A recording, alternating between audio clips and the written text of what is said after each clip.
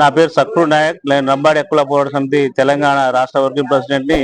ఈ రోజు నల్లగొండ జిల్లా కేంద్రంలో ప్రజావాణిలో ఈరోజు కలెక్టర్ గారిని కలిసి ఫిర్యాదు చేయడం జరిగింది.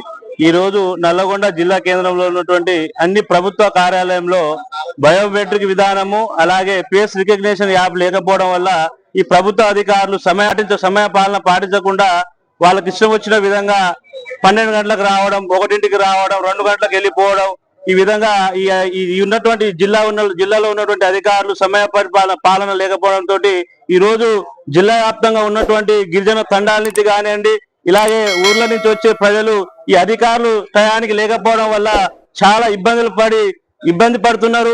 కాబట్టి ఈ రోజు నేను ఈ విషయాన్ని జిల్లా కలెక్టర్ గారికి లెటర్ ఇచ్చి వివరించడం జరిగింది.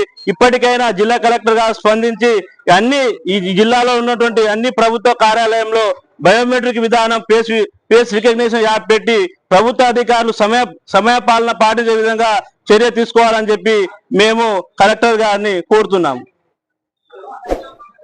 ఈ మధ్యలో ఏర్పాటైనటువంటి సూర్యాపేట జిల్లాలో కూడా ఆల్రెడీ బయోమెట్రిక్ విధానము మరియు face recognition app already implement అవుతూ ఉన్నది. కానీ ఈ మన నల్గొండ జిల్లా కేంద్రంలో ఈ అమలు కాకపోవడం అనేది చాలా బాధాకరమైన విషయం.